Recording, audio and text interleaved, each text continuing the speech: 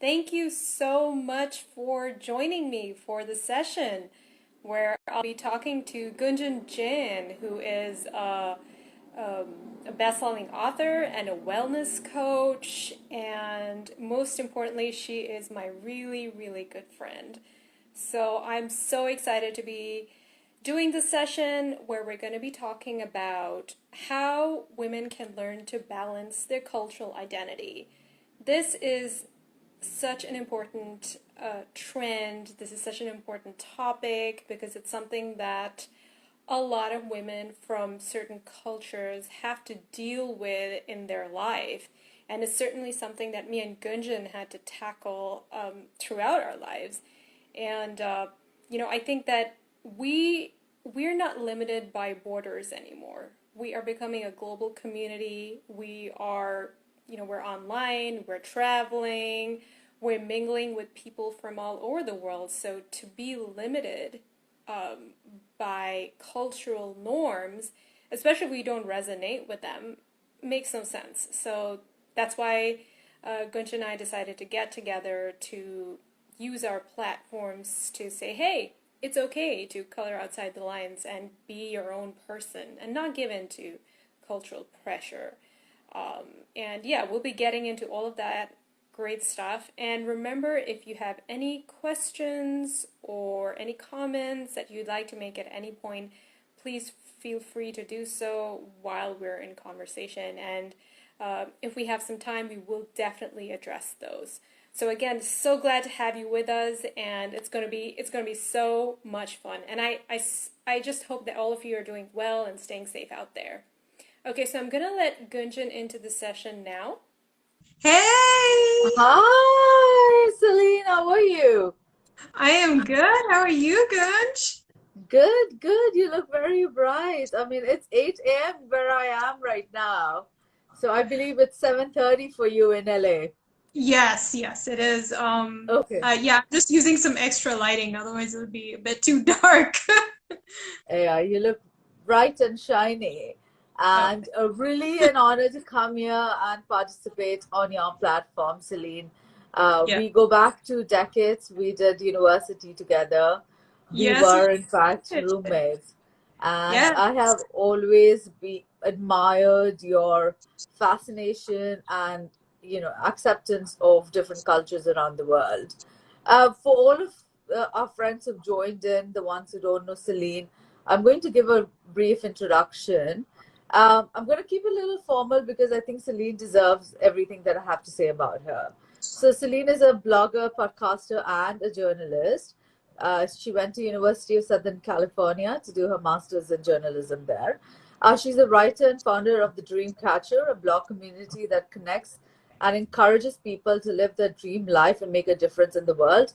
All of you who are looking at creating your dream life, go online, search for the Dream Catcher, subscribe to her newsletter. Every week, she sends a newsletter on a very important subject regarding personal development. I look forward to it every weekend. I would advise you go online and subscribe as well.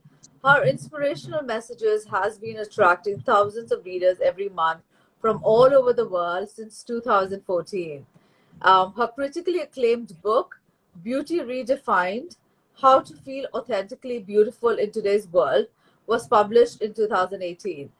So if you go to Celine's Instagram page and if you go to her bio, you will get access to the first few chapters of her book. I strongly recommend you read that, buy her book, and support her in this journey. I'm really honored to be here. I remember when I was in college with Celine, she was very involved with understanding the human behavior and the nuances of it. And really, Celine, I have a question for you. So I've always told you, admired this about you, the fact that you are from UAE, Dubai more specifically, but you are of Indian origin. yeah, You lived in Sweden for a while, and I did. now you live in LA. Yes. So you've been, you have experienced different cultures in your lifetime. How has your experience been? What's been your takeaway?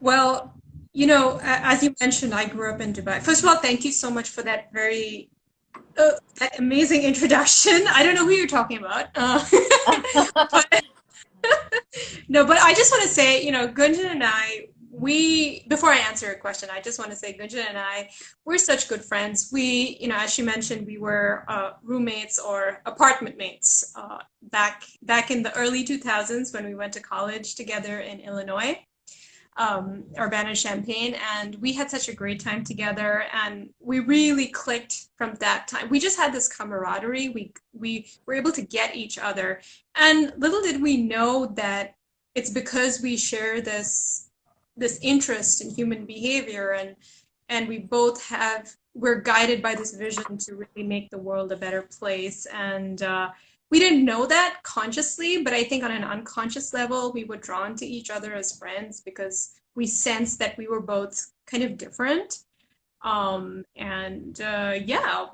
so I'm We just didn't really see each other becoming published authors, did we? We no, we never did spoke not. about That writing a time we were book just or sharing pieces of our written work with each other. And here yes, we are with, best-selling books and planning more in the yeah, future and in our journey of podcasting and blogging about what matters in yeah, the world. So, yeah, but yes. tell me about your experience of being in so many different countries. What's has it been for you like? Well, first of all, Dubai, as you know, it's an international city. It's a melting pot. We have people from all over the world. But there is a big South Asian diaspora. So that I was definitely exposed to the Indian culture, the Asian culture growing up. But at the same time, we would travel to the US almost every year because my dad had business associates in San Francisco, and we would also travel to other parts of the world. So I got exposed to all these cultures and these countries. And so I didn't have a very traditional upbringing, and my mom particularly is pretty open-minded. So I had the opportunity to build an identity that was not solely based on culture, but on my interests and my hobbies. As you know, I'm inspired by a lot of personal development gurus, spiritual gurus, and even performing artists for that matter. I love Walt Disney. So all of these people had an impact on my values and how I perceive the world and the people in it. So, Yeah.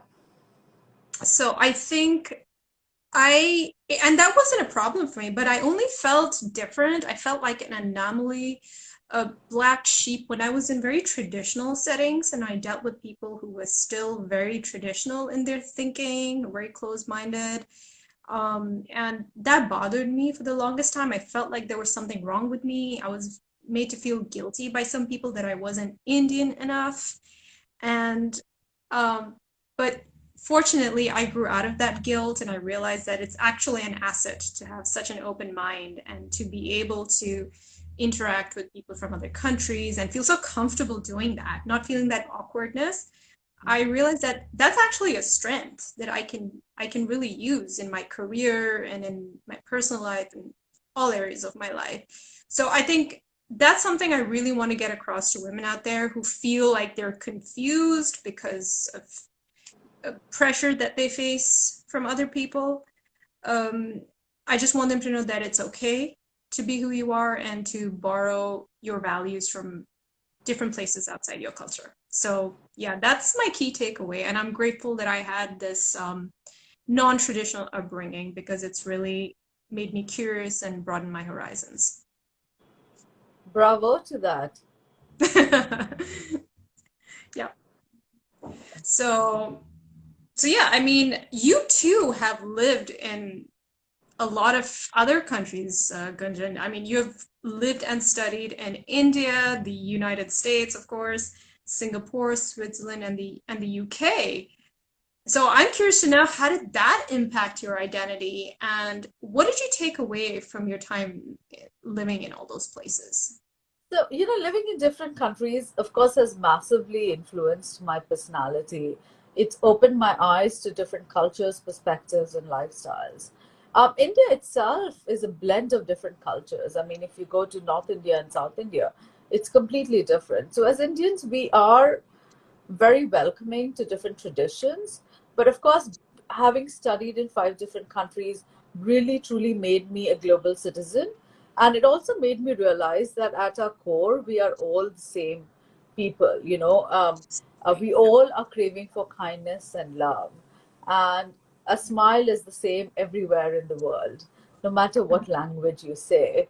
And I also developed much more understanding of cultures other than mine. And I feel I'm confident now, if I have to settle anywhere in the world, I will be able to do that just because I have traveled and lived in so many different places.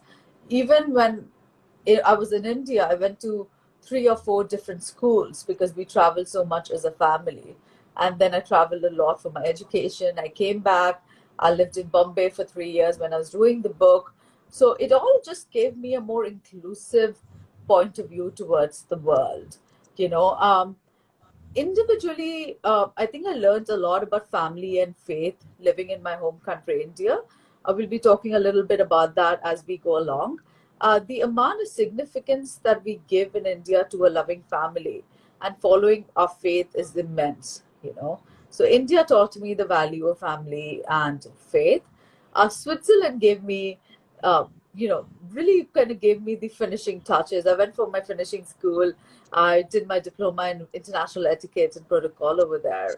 And being in the beautiful landscape of, gorgeous beauty, just and immense class just opened me up to a different level of international protocols. US made me more independent and aggressive. It taught me ambition. And if I am independent today, which I am very much compared to my, you know, uh, the local community here, is because of my experience of living in America, which is Mhm. really having a mind of your own. And UK made me, it truly made me a global citizen. I mean, if you walk down any street in the UK, in Mhm. London, I lived in London for 2 years. If you walk Oh, down any street in London, yeah. you are going to be hearing so many different languages. It's Yes. really the melting pot of different cultures. So if Yeah. there's any place in the world that really embraces different cultures, it's London. I mean, Dubai is not far away. I mean, Dubai is really an amalgamation of different cultures as well. It really is. Yeah. But UK just made my eyes open up, to what it is to be a citizen of the world.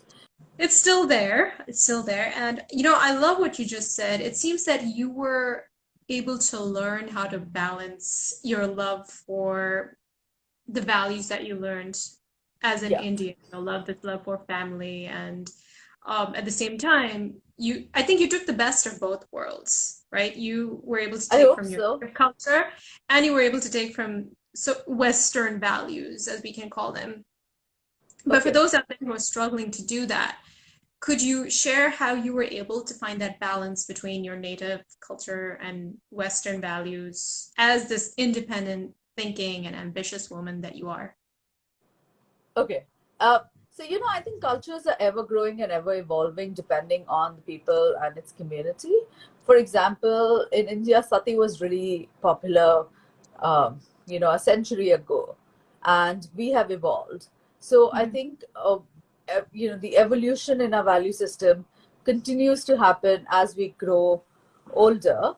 Mhm. But it's really important not just to take the values given to us by our forefathers, but to also understand the changing tides of time and to embrace a new way of living.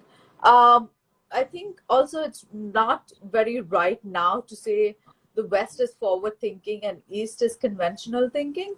Anyone Mhm. who comes to India or lives in Vietnam or China would understand how progressive we've become. And, perhaps we've become more cultural and embracing than the West at the moment. Yeah. Um, but I will also advise anyone who's coming from Asia to a different country is to understand what you like about your own culture and study the culture of the new country that you're being introduced to. Understand your future goals and Mhm. understand what are the core values you want to keep with you as you work towards your future goal, and try and be an amalgamation of two different cultures, because we have to embrace where we're living. When in Rome, do what Romans are doing. So I think it's important to understand your own values that you don't want to compromise, but also understand the nuances of living in a different place, understand and study that culture, and try and embrace it. I think the more we embrace different cultures, the greater we're going to evolve as individual spirits. Okay. Yeah, I think that's really important to do, especially if you're planning to immigrate to a new country and you just have to prepare and know who you are, but at the same time be prepared to blend in. So, I mean, this is a good segue to my next question for you. You know, foreign immigrants are often expected to embrace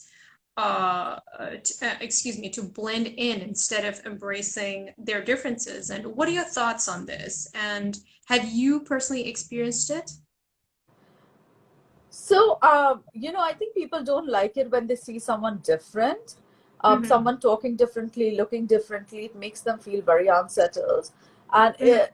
it's everywhere in the world. We don't like the unknown. We like familiarity. We like a comfort zone. Mm-hmm. When we're exposed to different cultures, it's very important to first acknowledge the discomfort or the feeling of fear that you yourself are having, and Yeah. not respond to that with the same feelings of passive defense or attack. And also to understand we all are individuals at the end of the day. Celine, I was watching a movie the other day, and it was about an astronaut who'd gone to moon and was returning back, and he was looking at Earth, and Earth looked like just you know of 8 billion people, of just brothers and sisters, because at the end of the day, the borders we've given to our countries are man-made. So I think at the end of the day, if you start realizing that your geographical identity is borrowed, and not the reality, and we are literally just one humanity, a lot of issues with trying to accept and embrace differences would just dissolve automatically. And that's what 2020 has taught us, right? That we one humanity, that we can't run away. And the differences in status quo to, religion to region to skin color to gender are just differences that are more of mindset, because to nature we're just one. And I think we all have to, it's a work in progress for each one of us to evolve ourselves, where we don't take the biases that have been given to us by the community, but we Mm-hmm. make our own judgment about other cultures and other religions. So in India, there's of course always a fight against the caste system that's Oh, constantly yeah. happening. That is In quite America, we recently experienced the Black Matters, oh yeah. the death of George Yeah, Floyd, which really kind of caused rage, and absolutely. rightfully so. But I'm going to go ahead and ask you this question because I was always curious about this. Can you recall a situation where you experienced a vast cultural difference because you are so well exposed to different cultures? Despite that, did you ever experience a very strong culture difference? And how did you go about dealing with it, Celine?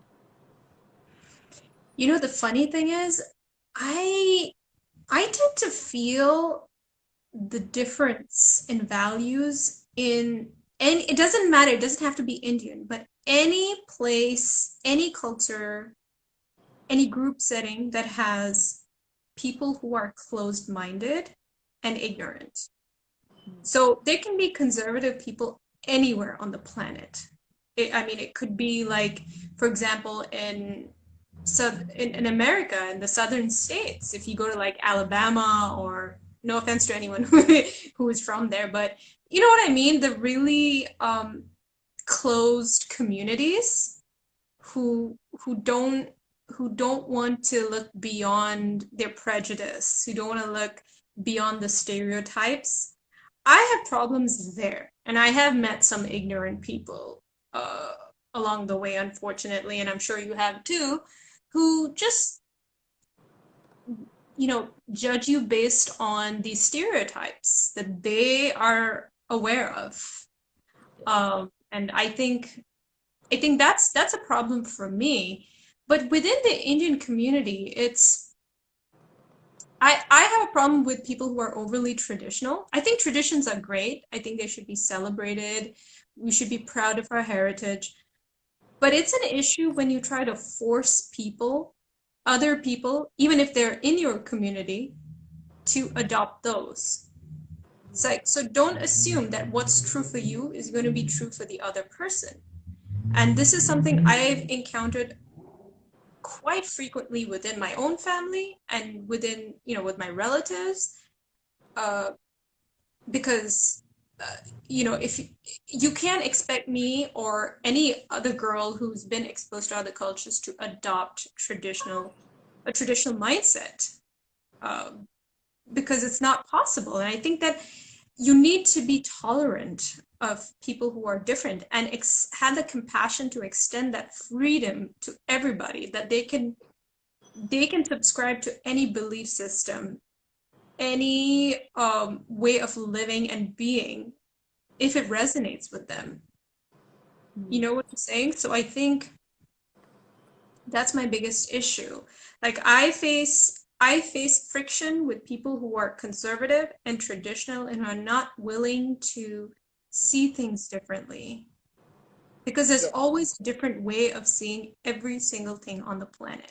I don't know if you read this book, Sapiens by Yuval Harari.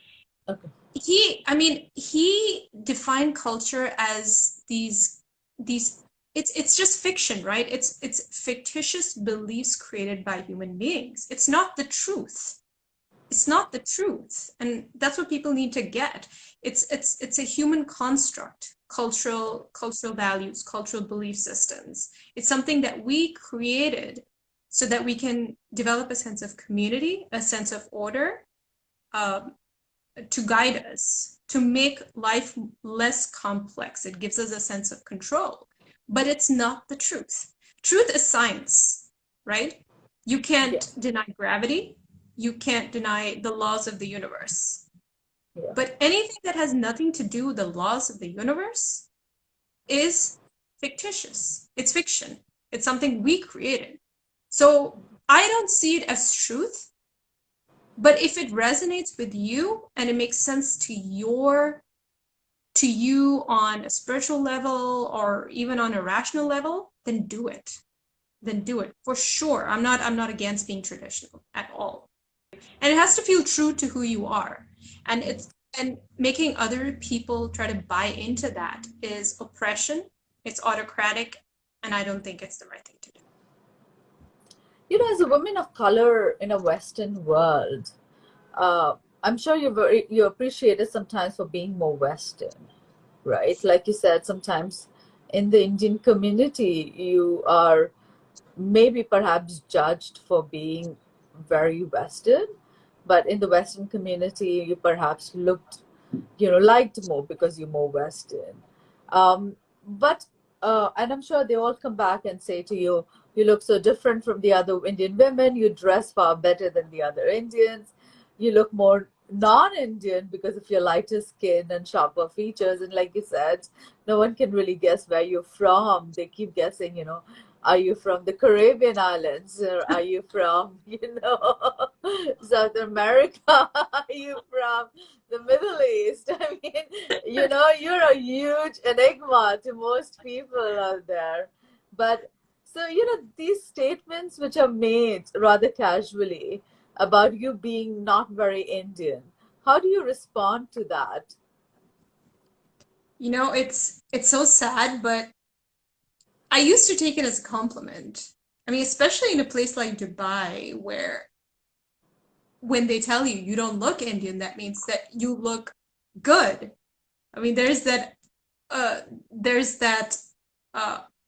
undercurrent of, Indians look a certain way and that's not attractive. So that is really, really sad for me. I'm flattered that it is a compliment, but at the same time it makes me so sad because it comes out of pure ignorance. India Yeah. is such a big country with so much beautiful diversity in terms of language, in terms of looks. I mean, we have people with all kinds of features and skin tones. You know, we got light skin, we got dark skin, we got, of course, we got brown, we got sharp features, not so sharp features. So, and there are 1 billion of us. So just to say that you don't look, and it like you don't even know, like you cannot pigeonhole somebody's looks. And there are Indian women who are extraordinarily beautiful. I mean, have you seen some of the like Bollywood actresses? Like we have Aishwarya Rai, Deepika Padukone, and Priyanka Chopra, who's now really popular in the West. I mean, to say that you don't look Indian is just pure ignorance. And another thing is that you don't sound Indian. And it's like, do you expect every Indian to sound like Apu from The Simpsons? I mean, that's ridiculous. It's that's something I face a lot. It's like, oh, you're Indian, but you don't sound Indian. You sound American. And then there are some people who say, oh, you sound American, but you have hints of Indian. It's like, why is that such a big deal, right? It's like, this is the way I sound. As long as you're understanding what I'm saying, it shouldn't be a problem, right? I'm Yeah. clear and I make sense to you. That's all that should matter. And I don't think it's just Indians that face it. I think people from every single country have to deal with this.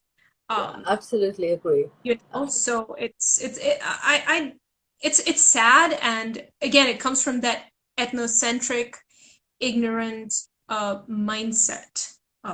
You should just let people be who they are.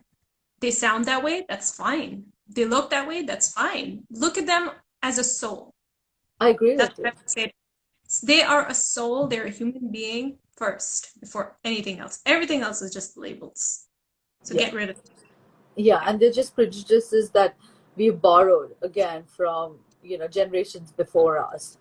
absolutely. So I agree with you. I think we have to, be part of this movement where we, we promise ourselves and we influence others to look at every human being for who they are, you know, as part of their spirit, but not who they look to be. Like we have to get But rid it's of the hard. racial discrimination and the It's hard. body shaming and, It the accent shaming and, it's everything. hard. And just the kind of, with our current president in America, the kind of Oh, fallout that's happening, with the with 2020, the immigrants from China suffering now in America, they with are. 9/11, the Arabs really, Yes. felt Even defeated and Swedes. judged. So there's constantly a racial battle that's happening, and we have to fight that. We've got to start looking at people for who they are from the inside, and not, the labels that they have, they've been gifted because of where they've been born. So thank I you, Celine, for, bringing up this very crucial point and for enlightening us and with your thought I just want process. I just want to add, I think it's because we're so visual, we're so tribal by nature that we like to kind of have that us versus them mentality, and that's so I think we just need to grow out of that, and I think the only way to do that is through education. Um, Education is the only way. Like Malala Yousafzai, she's the one who's really advocating schooling for young girls in countries like Pakistan and any other countries where young girls are oppressed. I mean, she's a very inspirational, Malala Yousafzai, don't you think? Like Yeah, she's really trying to change, courageous.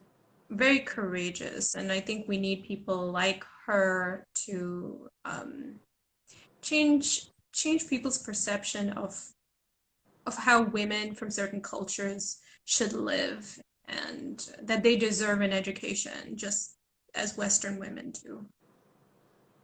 Absolutely. And I think for grown-ups, It's more about getting out and traveling the world.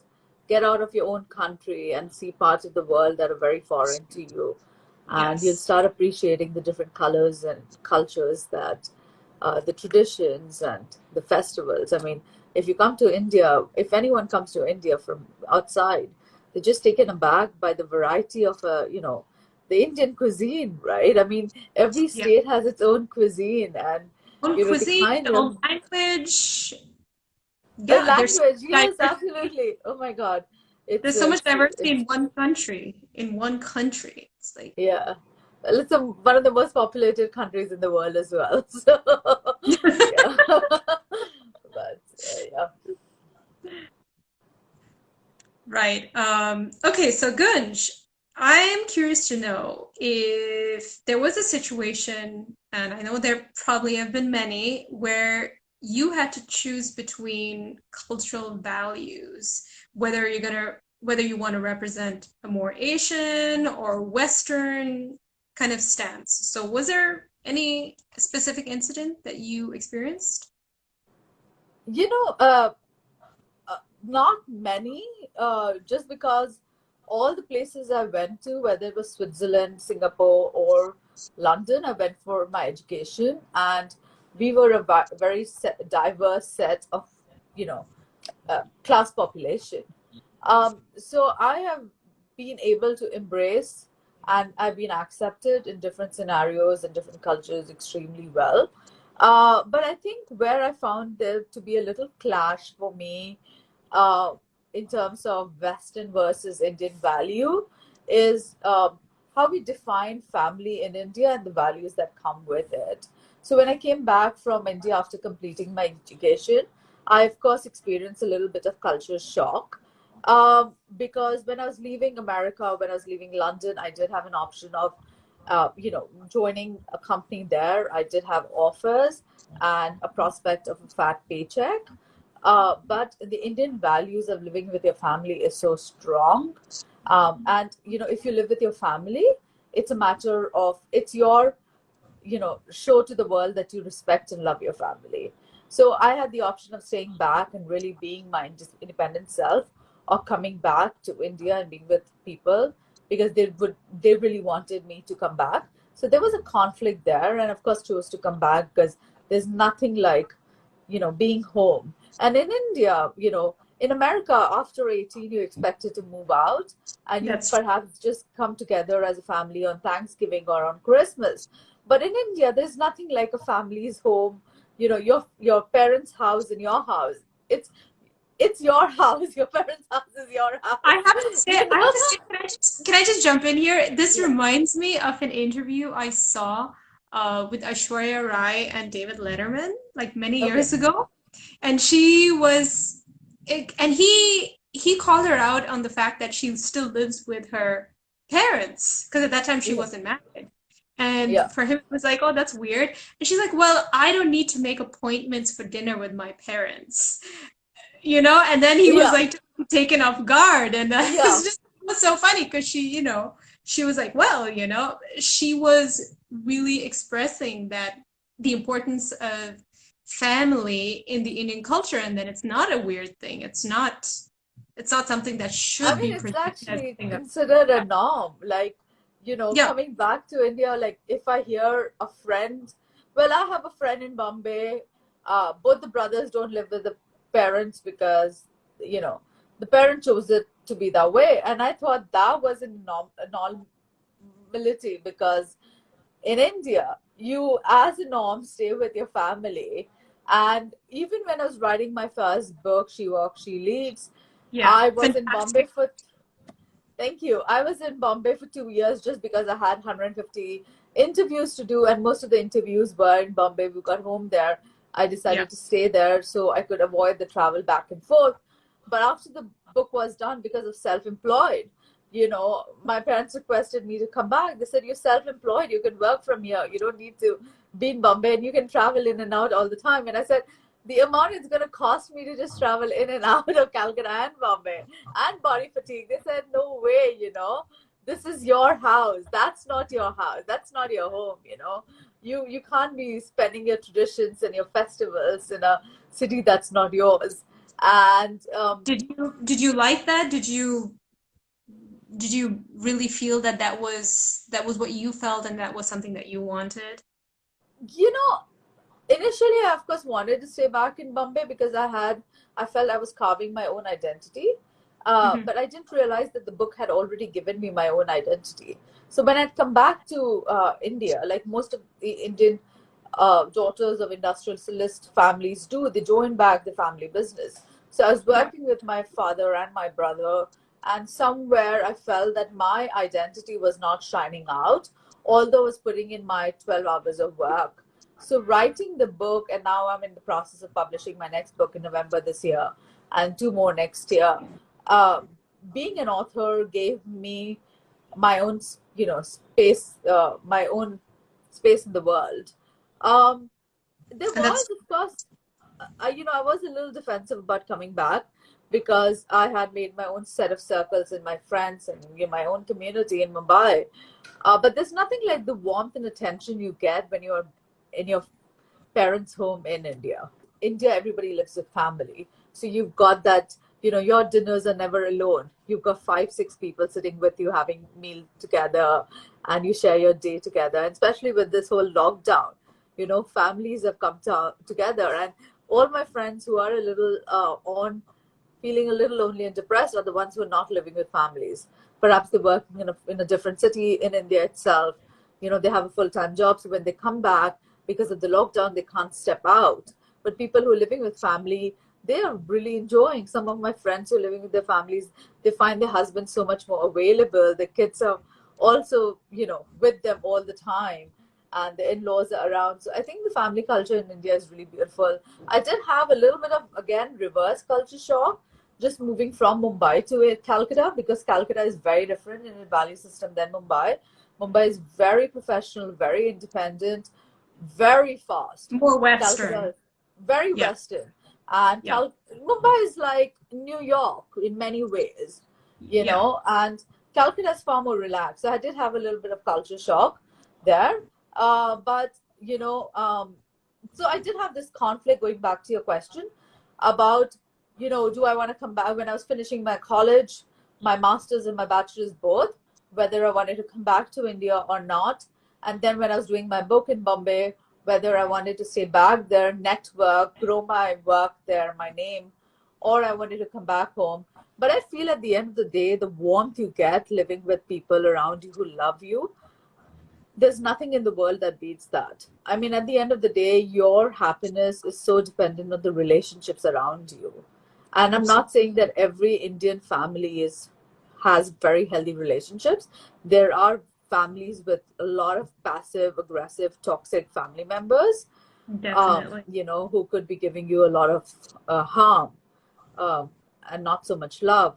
But that said, if you are blessed with good relationships around you, a good family life can make your life wonders. It can make you so progressive, so goal oriented, make you so much better at whatever you want to achieve, and fill you with so much of self love and self worth, and your identity would shoot up just because you're around people who fill you with with good belief systems. They support you in your dreams. But yes, this was my big conflict, and I'm happy I chose my Indian roots. Um, but there've been many conflicts when we were in college, right? Dating, like Priyanka Chopra said in an interview that in India we don't date, we go into relationships. Right, Oh, right. yeah. The first time you go out with a That guy is, is, I'm glad you brought that up because I think our attitude towards relationships and the way Indians love is quite different from the way West. I hate making blanket statements like this, but this is what I have found in yeah, my experience of dating.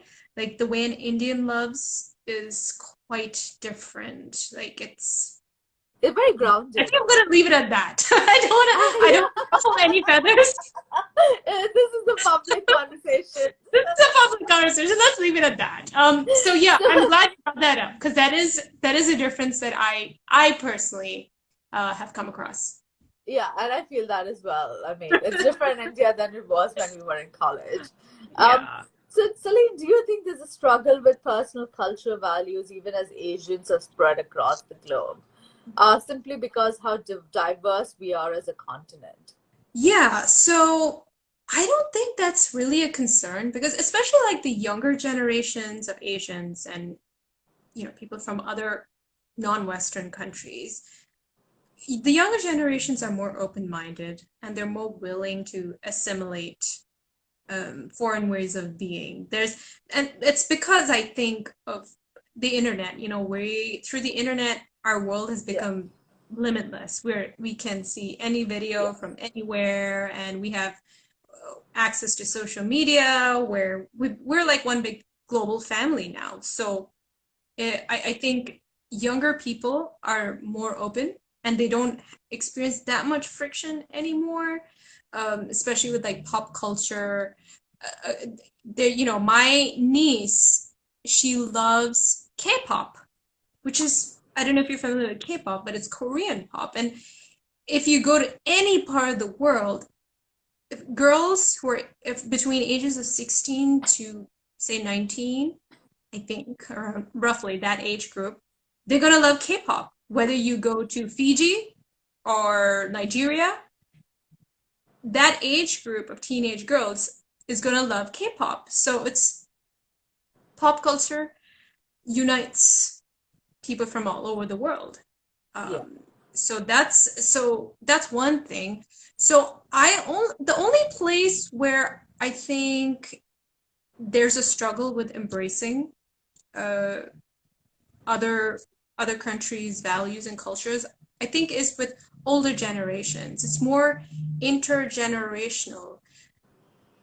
Parents, grandparents who grew up back in the day, they might have a tough time really understanding and embracing the fact that their kids and grandkids Yeah. are now coloring outside the cultural lines, that they're Yeah. going to be different in their stance and things, and that they're not going to be as close to their roots as they were.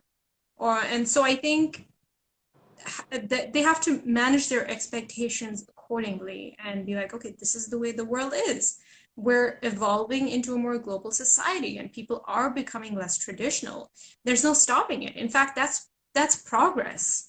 So I think that's going to fade away as we move forward, as we get less and less traditional. But I think it's important to have hold on to some of our traditions because it gives us a sense of identity.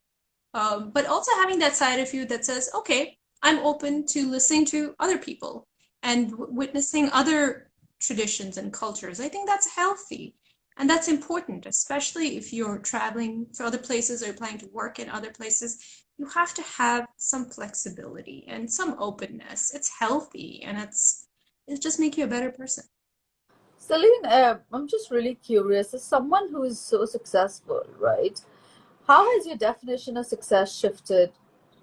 How do you think it shifted for women, particularly those who are limited by cultural ideas and expectations? Do you think the meaning of success has changed across generations? Absolutely. I think it's changing. I mean, look what happened last week. We had Kamala Harris. She is been nominated by she's been chosen by Joe Biden Yeah, as the Democratic vice president nominee. And I think that's a huge neon sign that things are changing. And she's not only a woman, she's a woman of color, and her mother is from India, so she's half Indian. So I think that's biracial. she's biracial, but she's a woman who she openly says, "I'm so proud of my Indian heritage. I'm so proud of my Jamaican heritage." But at the same time, she's got her American side, right? She's focused on American policies and improving the country. So she's a good example of someone who's learned to balance East and West. She still honors her ethnic background. I think that's absolutely wonderful. So to get back to your question, I think yes, there is definitely we've come a long way, and there's less pressure for women to conform to those old gender roles, so what a woman should be like, that she should be domesticated. And it's now more about embracing our individuality and reaching our highest potential. I think that is becoming more acceptable. This is what I've seen. That's what I witnessed. But I'm sure, I think you would be a better person to comment on what's happening in India, since you lived there. You've been living there for a while now. So do you think that it's evolved there as well?